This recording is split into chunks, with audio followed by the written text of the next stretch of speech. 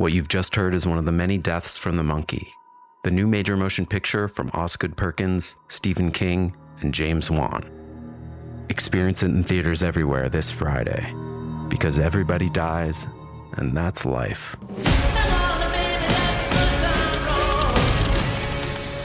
Let's have some fun. Empower. Claire is practicing her breathing for her upcoming yoga retreat in Bali. Has she ever done yoga before? No. But Claire worked with Empower on her savings and investment strategy. She got good at money, so she can be a little bad. Empower. Invest well, live a little. Join our 19 million customers today at empower.com. Past performance is not indicative of future returns. Investing involves risk. You may lose money. Advisory services are provided for a fee by Empower Advisor Group, LLC, EAG, a registered investment advisor with the Securities and Exchange Commission. Namaste. Hey everyone, and welcome back to Big Mad True Crime, where we get big mad over true crime. I'm your host, Heather Ashley, and last week you heard about the disappearance of Katrina Smith. If you haven't listened to part 1 yet, go ahead and catch up before this episode, because the disappearance of Katrina Smith is about to turn into the murder of Katrina Smith. Small talk sucks, so let's dive in.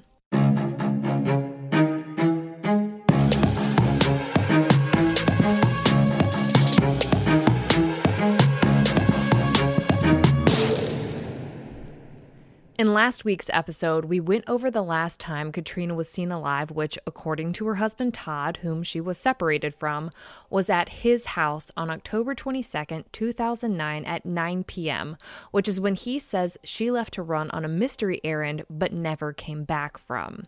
We talked about where her car was found abandoned and where her phone, purse, wallet, and some possibly bloody paper towels were found, and ultimately where her body was recovered 3 weeks later on November 9th, severely decomposed and covered in mud in the Rock River. And while her body had been recovered and positively identified, there were so many questions that still needed to be answered.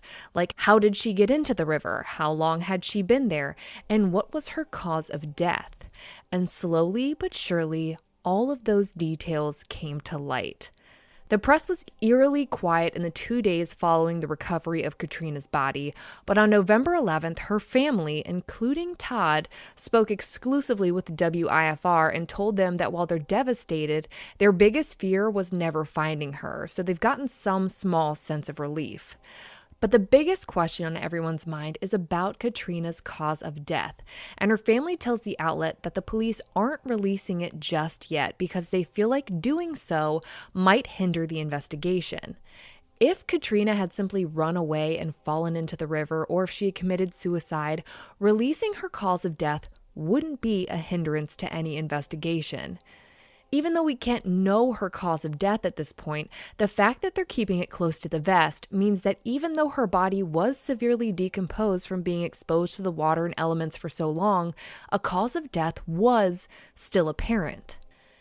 And if there's an investigation to hinder, it doesn't sound like they're thinking Katrina just walked off, committed suicide, or was in any control of however she wound up in that river. All signs are pointing to this being a homicide investigation, which I think most people suspected from the beginning. 2 days after her family's interview, the police are done keeping secrets and deem Katrina's disappearance a homicide. But in an interesting twist, they say that they'd been treating her disappearance as a homicide investigation since day one. Her cause of death? Multiple blunt force trauma to the head and torso. Let's pick that apart for a second. Blunt force trauma is up close and personal. Multiple blunt force trauma to the head and torso has a rage factor. Her cause of death points to the idea that whoever did this had a personal connection to her and that her murder was emotionally motivated. Blunt force trauma can be bloody, but when it's only one wound, the blood can be minimal. However, when you have multiple blunt force injuries to the body, the amount of blood you'd expect to find increases with every blow. Wherever Katrina was killed should contain massive amounts of blood or evidence of a cleanup. Those bloody paper towels they found near her car are starting to look more and more likely that they are going to be related to Katrina's murder, and that 8+ hour search warrant on Todd's house is looking more and more suspect. Because of the state of Katrina's remains when they were found, the medical examiner couldn't definitively say how long she'd been dead before she was put into the river, but police say that they have every reason to believe that she had been in the river since the night she went missing. With her cause of death revealed and tensions rising within the community, locals began talking more freely about what they'd heard and seen since Katrina disappeared, and it comes out that people running, jogging, and walking their dogs actually passed her abandoned car multiple times throughout the day she was reported missing. They remembered seeing her car parked there as early as 7:30 a.m. that morning, which narrows down the time frame in which the murder could have taken place. Whatever happened to her happened after she was seen shopping on CCTV footage between 7 and 8 p.m. the night before and 7 a.m. before she was scheduled for her interview. Aside from the news reports of when people first noticed her car, people also noticed that a door to enter Todd's garage has been replaced. According to a neighbor, the police busted down the door while Todd was at the police station reporting Katrina missing and being questioned. That's the home that Todd lived in when he reported her missing, and he was the one reporting it. And even still, the police went to that house while he was still at the police station to look for Katrina. It sounds like police weren't quite buying his story. On November 16th, just hours before Katrina's funeral visitation, WIFR reports that police are out in Byron, where her body was found, looking for more evidence there. And people start to wonder if that is where the crime scene began. Instead of her body being placed into the river near the park and then making its way south into Byron, is it possible that she was actually dumped into the river in Byron and her killer then drove her car and parked it by the park, which would have been within walking distance of Todd's house? Considering the multiple dams in the Rock River between the two scenes, it seems more and more likely that the two scenes were actually being searched backwards. Regardless, the searches were phenomenally executed by both the community and law enforcement and were a gold mine of evidence. That evening, Katrina's visitation is held and hundreds in the community attend. My State Line reports that many of those in attendance hadn't even met her, but say that they all wish they had. That through her disappearance, when everyone came together to search for her, it was clear what an incredible impact she had had on the lives of everyone around her. People shared their favorite memories of her and talked about how sweet and girly she was, how tidy she kept things, and how she loved everyone in her life with her whole heart. And while it was beautiful and an incredible celebration of her life, no one wanted to be there because being there meant that she wasn't. And that hit them hard. It was more real than ever that Katrina wasn't coming back. Her funeral was the following day, and her brother and stepdaughters were front and center talking about their second mother and the light that she brought into their life every single day that she was in it. And I think it's really powerful to note that even with all the signs and speculations pointing to their father being very, very deeply involved in whatever happened to Katrina, they never chose a side. They didn't feel like they needed to shy away and stand solely behind their father, who had been noticeably quiet since his wife's body was found. Instead, they continued to fully and openly express their love for Katrina and how much they were going to miss her presence in their lives. Her entire funeral was actually filmed, so I'll post a link to it in her highlight at the top of my Instagram profile at @TheHeatherAshley. It was a beautiful tribute. A few days pass with no interviews, no statements from police, nothing. And everyone's wondering how no arrests have been made yet. But on the afternoon of November 21st, 2012, there's word. A press conference is scheduled for 3:45, and it's clear that something big is about to happen. The minutes until 3:45 almost felt longer than the weeks leading up to it, but 3:45 comes, and it's what many expected to hear since the day Katrina was reported missing. An hour earlier, at 12:45 that afternoon, Katrina's husband, Todd Smith, was pulled over while a passenger in a car taken into police custody and charged with 2 counts of murder with the intent to kill or injure, 2 other counts of murder, 1 count of attempting to conceal a homicidal death, and held on a $4 million bond. It would cost him $400,000 to get out of jail. 2 of his counts of murder in the state of Illinois indicate that there were elements of brutal and heinous behavior in the commission of killing Katrina, which is clear seeing as she was beaten to death, but hearing those words makes it that much more real. Those legal aspects of the charge means that if found guilty, Todd could face up to life in prison. After Todd's arrest, little bits of information start trickling out, and On Rockford News reports that Katrina was in fact at Todd's house the night he claims to have last seen her. She had gone there to get some laundry done because the washing machine at the condo wasn't working. Once she started the load, she left to go to the store, clearly not trying to spend any unnecessary time with Todd while using her washing machine. Todd's house was actually in Katrina's name and Katrina's name only, but because Todd was the one living there and to make it more clear which residents we're talking about throughout the episode, we'll continue to refer to it as Todd's house. Katrina came back from the store to finish her laundry, and no one really knows the timeline of events after that and leading up to her murder. However, initial reports seem to indicate that police believe she was killed inside Todd's house and that her body was then transported in the trunk of her own car before being thrown into the Rock River. On Saturday, November 24th, 2012, Todd had his first day in court. He showed up in a yellow jumpsuit with his hands shackled to his waist. He didn't enter a plea and was appointed a public defender. WIFR reports that his family was trying to hire him his own defense attorney at the time, but that they weren't sure if they could afford to. He's back in court again on December 14th, where the prosecution changes things up a bit. With time to process all the evidence, they now believe that he forced Katrina into the trunk, drove her to the river, and while she struggled to get out of the trunk, he beat her to death with a metal baseball bat before throwing her into the river.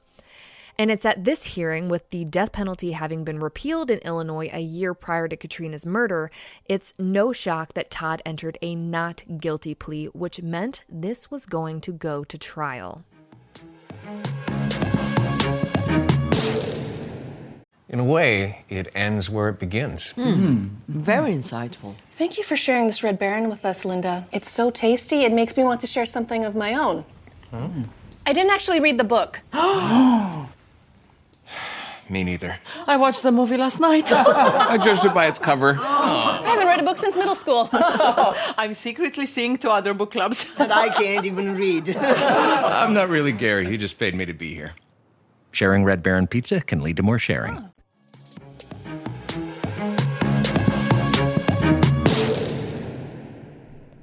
On January 9th, 2013, Todd had a status hearing, which is a hearing where all sides get together to talk about where each of them stand as far as the case goes and when it may be ready for trial. I don't think anyone could have anticipated just how far out that would be. While there, Todd asked that the police return some of his personal belongings taken in the search of his house.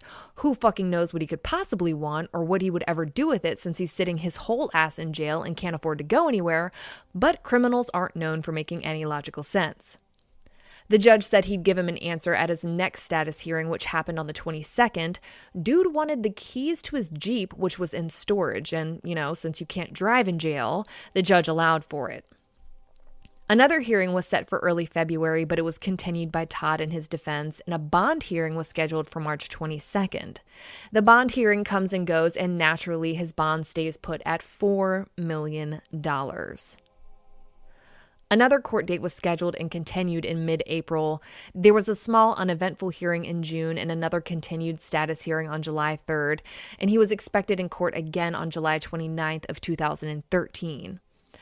Investigations can be so fast-paced, but when it comes time for court, there is so much waiting and oftentimes disappointment when the date you've been counting down the days until finally gets here and it's continued. But it should be noted that Katrina's family handled the pace of this case like a champ. To honor Katrina's life and make sure that she wasn't forgotten in the midst of all of this talk about Todd, they held a balloon lunch in her honor at Schoonmaker Park on July 16th while they waited for the next update. I'd love to say that some grand movement came in July, but that would be a lie. Fast forward to November, more than a year after Katrina was killed, Todd's defense team filed to get some of the evidence taken from his house suppressed.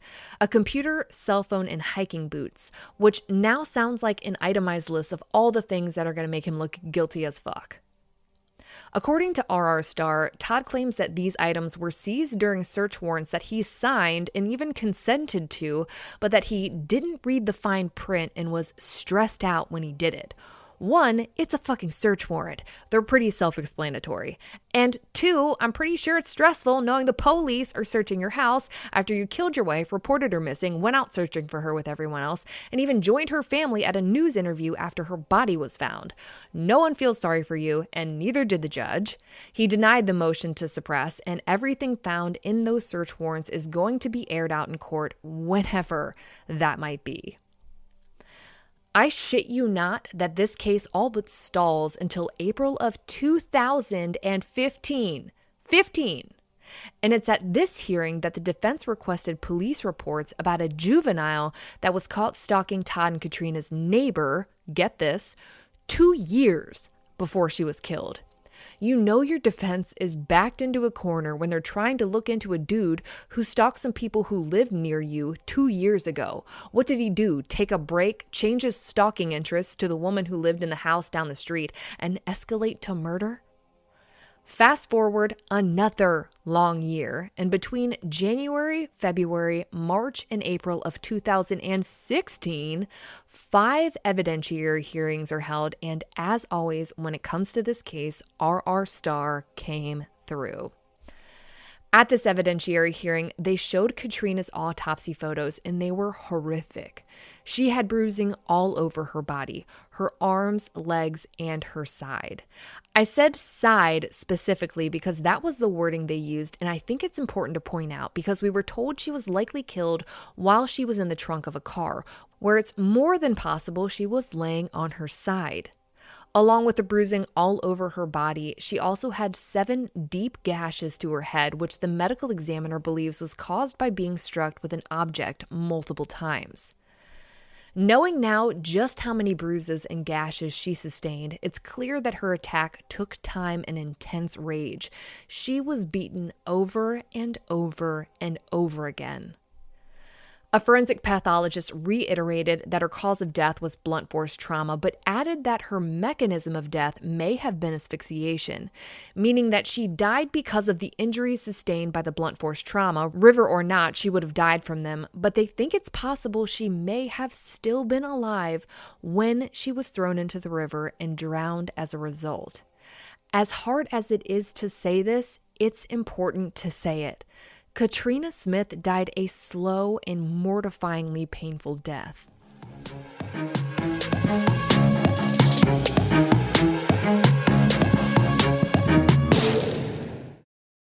This episode is brought to you by Shopify. Upgrade your business with Shopify, home of the #1 checkout on the planet. Shop Pay boosts conversions up to 50%, meaning fewer carts going abandoned and more sales going cha-ching. So if you're into growing your business, get a commerce platform that's ready to sell wherever your customers are. Visit Shopify.com to upgrade your selling today.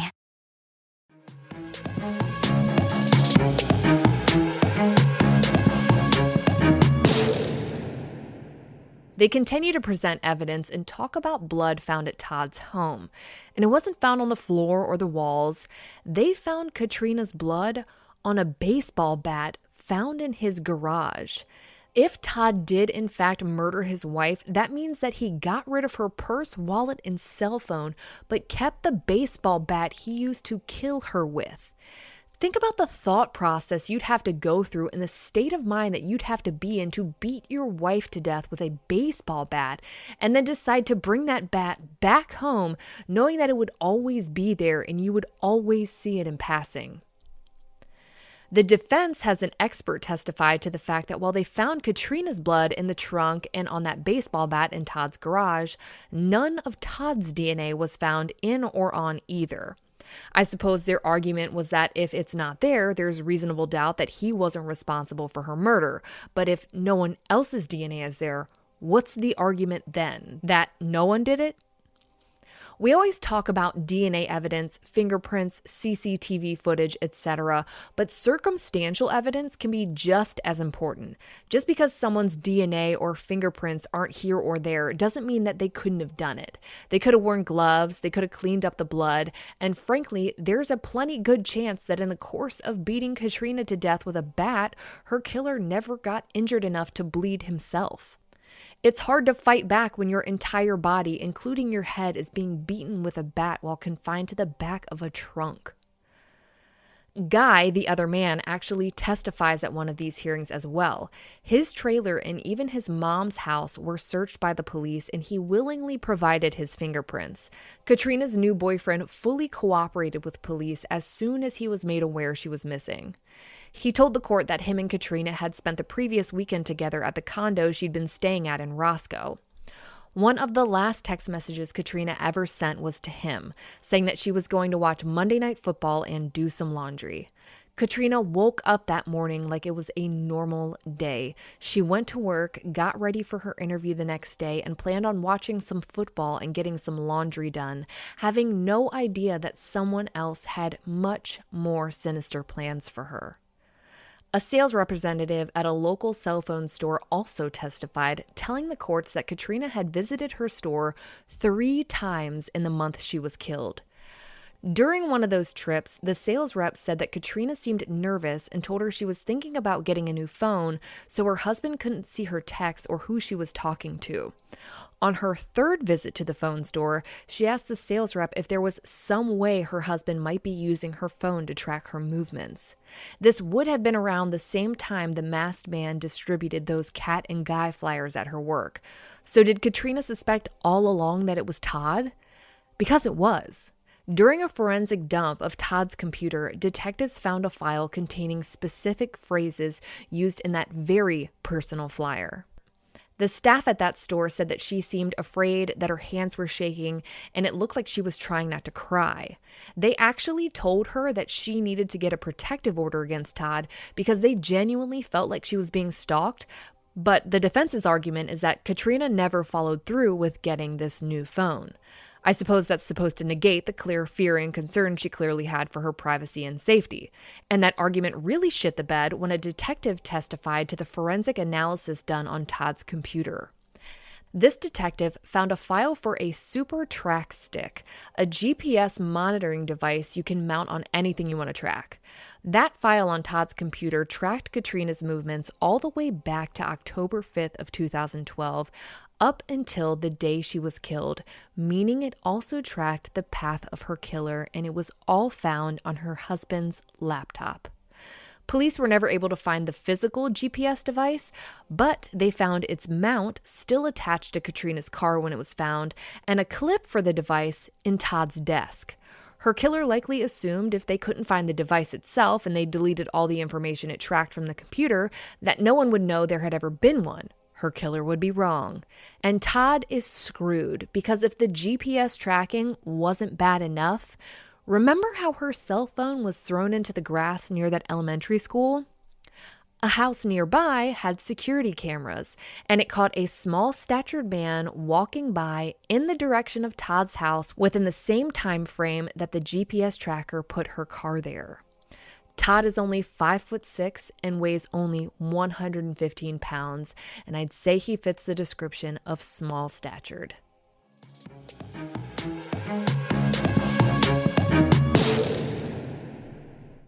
Faraday presenta Ojos con Alergia y Picazón contra el Jardinero. Y el ganador es Faraday Extra Fuerte. Para aliviar la picazón de los ojos por alergia, actúa más rápido y supera a Claritin y Flonase aún a las 24 horas. Faraday, adelante.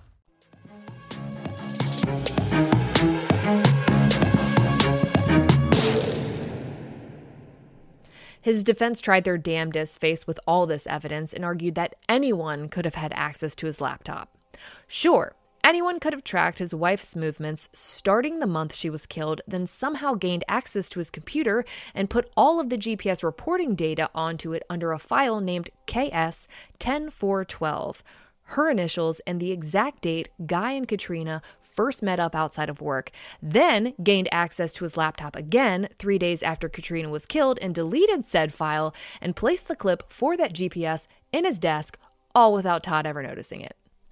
Katrina's stepdad took the stand and testified that Todd was actually the one who told him that they were having problems in their marriage. It happened only a few weeks prior to her murder, and they were having problems because Katrina had already met with a divorce attorney.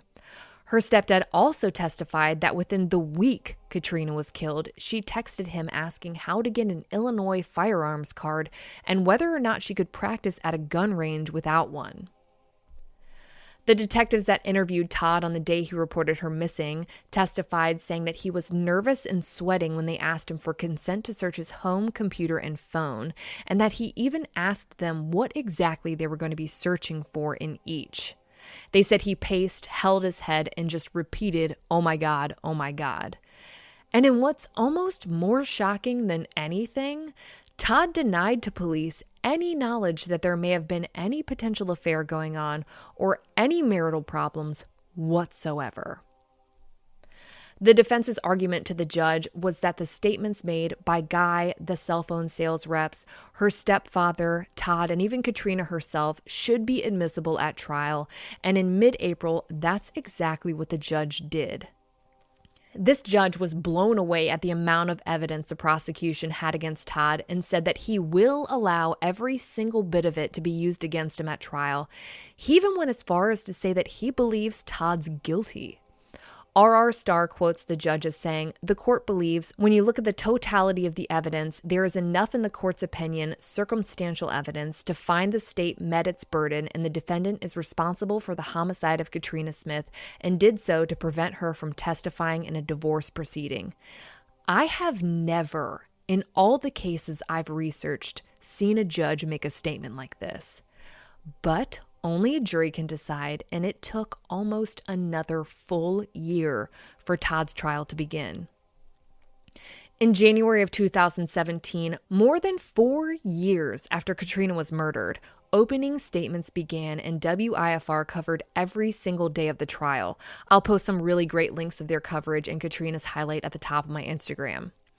Katrina's boss testified that Katrina had actually confided in her that Todd was controlling and that she wanted a divorce. Co-workers also testified that Katrina told them that she was worried Todd was somehow tracking her every move, the same thing she told the staff at the cell phone store. Her stepfather talked again about her interest in getting a firearms card and talked about the times Todd helped search for Katrina. He said Todd didn't seem enthusiastic about it at all and wasn't thorough on the rare occasions that he actually did participate. Another witness testified to his behavior during the searches and remembered him looking through his phone instead of actively searching for his missing wife. She said he seemed more annoyed that he had grass on him than anything and that he was constantly brushing himself off. 2 of Todd's clients from his business reported that he seemed really tired and out of it the day he reported Katrina missing. When the clients asked him if everything was okay, he just told them that his puppy had kept him up the night before. Todd didn't tell them that he was worried that he couldn't get in touch with his wife or because she hadn't shown up for work or an interview that morning. No, he told them that his puppy kept him up. We also find out during the trial that Todd was the sole beneficiary of Katrina's $300,000 life insurance policy. And remember, he was facing major money fraud charges. One of the detectives on her case took the stand and testified that one day after reporting his wife missing, Todd called him freaking out, saying that an investigator had told her family that the police had found blood in Katrina's car. The problem here was that at the time of this call, her car hadn't been processed yet. When the detective told him that they didn't know anything about the car yet, Todd quickly changed his tune and said that he must have heard about it through the grapevine or through a blog. The detective who did speak to Katrina's family that day confirmed that he definitely didn't tell them about evidence they didn't even have yet. This is an example of why police choose to keep some details of investigations close to the vest. In this case, it wasn't a decision the police made because they hadn't even processed the car yet, but they do it to allow the guilty party to slip up and give details that no one else would know. Todd had a series of verbal slip-ups throughout the investigation, and this detective wasn't the only person to witness it. He actually called one of her friends after she went missing, and when she asked about the last time he saw Katrina, he told her that she had left that night to go check on her friend's condo, not that she was going to run an errand. Katrina lived at that condo and was only at Todd's house because she had to be, because the washing machine at the condo was broken. There was no checking on the condo. We knew Katrina's blood had been found in the trunk of her car, a lot of it, but that wasn't the only place it was found. The crime scene investigator who processed her car testified that to the naked eye it looked clean, even the trunk. But when they ran further tests, they also found Katrina's blood on the steering wheel, the stick shift, and the driver's seat. So either Katrina drove her own car after being beaten so brutally that her injuries would have killed her, or the person who killed her got back into her car and drove it with her blood all over them. Aside from the blood found in her car, they also found a note written by Todd. He told her that he was sorry about how unhappy she's been and tells her that she's incredible. He says he's worried that her being unhappy is going to cause her to look for someone else who will take advantage of her situation and that she'll fall for them. But he adds that while he's afraid of that, he trusts her and knows that her integrity will keep her from cheating. Again, let's remember that this is a man who told the police that there were no problems in their marriage. Katrina's phone records are finally revealed during Todd's trial, and they are chilling. She'd been texting with Guy throughout the night she was killed. We know Guy has his own shady history with women, but when it comes to Katrina, he has an airtight alibi for the night she was killed. He was texting her from work, where he was from 4 p.m. that night until 5:30 a.m. the next morning, which is a really long day. They texted back and forth about her wanting that divorce from Todd, but eventually she stopped responding. He sent her a 3-part message starting at around 8:30 p.m., but only 2 of them were ever opened, and the second got a delayed response, which Guy said was unusual for her. At 11:24 that night, Todd texted her, "Sweet dreams, I love you." That text was never opened either. The prosecution believes that Todd sent this text to her after making her get into her own trunk, beating her with a baseball bat, and throwing her into a river to die. This was a sweet dreams text from a man who claims that his wife never returned home from running an errand, but he wasn't worried about where she was 2.5 hours after he claims she left for it. Her phone is silent for a while before Todd calls her the next day a little before noon. She'd been missing for almost 15 hours at this point. Obviously, she didn't answer, so Todd left a message. He said, "I have a question for you regarding your appointment, so give me a call when you can. I look forward to hearing more about it." The appointment he's referring to was that job interview he knew she didn't show up for, and this was factually the world's most formal and awkward voicemail left between a husband and wife in the history of forever. Later that day at 2:45 p.m., Todd's phone pinged in the area Katrina's car was found, then in the area of the condo she'd been living at, and at around 3 p.m., he was in the area where her wallet was found. His phone pinged in the area where her car was found prior to reporting her missing, and it wasn't even located until later that evening. The defense tried to argue that he could have been at any of the stores in those areas of his phone pings, but failed to provide any actual evidence proving this theory. So it's just that, a theory served to the jury to try and create reasonable doubt. No CCTV footage, no receipts, nothing. With all that, the prosecution rested, and it was the defense's turn to try and argue their case, and it was a shit show. They claimed that police didn't look at anyone else for this, that they'd had tunnel vision for Todd since the beginning, and he was just a victim of confirmation bias. But one of the detectives confirmed that they'd actually had several persons of interest along the way who were all crossed off the list one by one, except for Todd. The defense tried to discredit one of the investigators by pointing out that he had said the wrong street name at one point. He had said Norman Avenue instead of Normandy Avenue, and there's now a new definition for the term grasping at straws. They argued that there was no reason to seize Todd's muddy boots because they didn't test positive for any blood. However, they were soaking wet the day Katrina was reported missing, which they chalk up to being from the rain the day before. Literally, no one cares about these fucking boots except for Todd, and he really gives a whole shit about them. I mean, they tried to get them excluded from evidence, and now they're talking about how insignificant they are. Apparently, there were fibers found on the bloody paper towels, which were in fact paper towels with Katrina's blood on them. But Todd's defense attorney had an expert testify that the fibers found on the paper towels didn't match the carpet sample taken from Todd's home. So, okay, that's neat and doesn't really change anything. In a last-ditch effort, they tried to point the finger at Guy, talking about his past with his own wife and his domestic assault charges. They showed his mugshot to the jury and tried to question the validity of his alibi. But cross-examination is a bitch, and CCTV footage of Guy at work exactly where he said he was all night the night Katrina was murdered shit all over this theory. On January 25th, 2017, closing arguments were heard and the jury was sent out to deliberate. And while this trial took forever to happen, the jury came back with a verdict within 5 hours. Todd Smith was found guilty of first-degree murder, aggravated battery, aggravated domestic battery, and concealment of a homicide.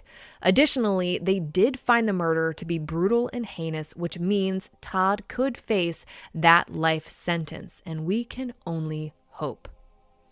4 months after being found guilty, Todd is finally sentenced to 59 years in prison. Considering his age, this is essentially a life sentence, even though legally it's not, and his sentence cannot be reduced with good behavior. WIFR reported that the judge told him that his participation in the searches for Katrina was a slap in the face to everyone looking for her. Todd made a statement at his sentencing, and that too was a slap in the face. He told the court and everyone there that he was innocent and that he was going to get a new trial. He added that he wanted everyone to know that even though they got this wrong, he harbors no ill will towards anyone. This guy beat his wife to death, threw her into a river, sent her a sweet dreams text, reported her missing, and then helped search for her. And he just wanted to make sure that everyone knew that he didn't hold any ill will towards them. How anyone, let alone her family and friends, had enough self-control not to lose their shit when he said this is a testament to their strength. Todd did try to get a new trial and failed miserably, and no one was shocked. All Katrina wanted in life was to be happy, and all Todd wanted was to control every move she made. And when he couldn't, he made sure that at the very least, he knew what moves they were. He tracked her movements for weeks before ultimately killing her, and the very tool he used tracked him in the commission of it. Katrina's family was relieved that there was justice and went straight to her grave to tell her the good news. But one of the things that they were most looking forward to was the fact that people could now focus on the life that Katrina lived instead of the way she died. Katrina's family was relieved that there was finally justice and went straight to her grave to tell her the good news. But one of the things they were most looking forward to was the fact that now people can focus on the life that she lived instead of the way she died. For all photos and maps pertaining to this case, check out Katrina's highlight at the top of my Instagram profile at @TheHeatherAshley, and join me there tonight at 9 p.m. Eastern, where you go live with me and we talk about the twists and turns that are this case. Special thank you to Lindsay Ann for her help in researching this case. If you like your podcast ad-free, head over to our Patreon at patreon.com/BigMadTrueCrime, or for just $1 a month, your episodes are totally ad-free. If you need more episodes in your life, for just $5 a month, you get a bonus episode on the first Monday of every month, which is today. All your episodes are ad-free, and you'll also receive a forever discount code for all Big Mad True Crime merch. And of course, anytime you sign up, you get instant access to all previous bonus episodes. I'll be bringing you a brand new case a week from today, and I cannot wait. But until then, we out.